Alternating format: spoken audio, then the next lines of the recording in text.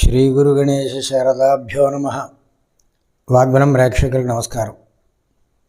రేపు అంటే శనివారం సంకష్టహర చతుర్థి.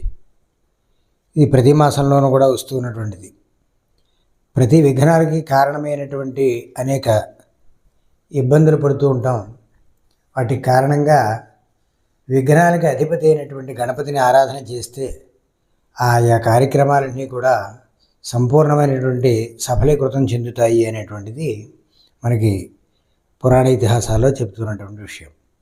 అయితే ఈ సంకష్టహర చతుర్థి నాడు గణపతి యొక్క దివ్యస్వరూపం ఏ విధంగా ఉంటుంది అని ఆలోచిస్తే, ఇదిగో ఈ రూపమైనటువంటి భావన చేస్తూ సంకష్టహర చతుర్థి నాడు గణపతిని ధ్యానం చేయాలి. ఆయన ఎలా ఉంటాట, లేత సూర్యుని యొక్క ఎర్రని కాంతి ఎలా ఉంటుందో అలాంటి చక్కటి ఎర్రని శరీర కాంతితో ఉంటాడు. అలాగే ఎర్ర తామర పువ్వు యందు కూర్చున్నటువంటి వాడై, నల్ల కలువతోటి ఎడంవైపు బాలాదేవి కలవ పువ్వు పుచ్చుకుని బాలాదేవి ఎడంవైపు ఉంటుందిట. ఈయనకి 4 చేతులు ఉంటాయి. ఈ 4 చేతుల్లోనూ కూడా ఎడమ చేతిలో పాయస పాత్ర పాశము, కుడివైపు వరదహస్తము అంకుశము, అలాగే ఈయన నల్లని వస్త్రాలు ధరించి రక్తవర్ణ రూపంలో ఎర్రగా ఉంటాడు, నల్లని వస్త్రాలు ధరించి ఉంటాడు.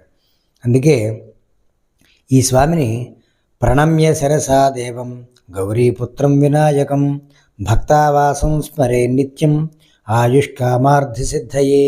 ఈ సంకష్టహర చతుర్థి రోజున గణపతిని, ఏ సంకష్టహర చతుర్థి అయినప్పటికీ కూడా ప్రతి మాసంలో వచ్చేటువంటిది, ఇదిగో ఈ రూపంలో ఉన్నటువంటి గణపతిని ధ్యానం చేయడం వల్ల విశేషమైనటువంటి ఫలితాలు లభించి సమస్తమైనటువంటి విఘ్నాలు కూడా తొలగిపోయి కార్యక్రమాలన్నీ కూడా సఫలీకృతం అవుతాయి.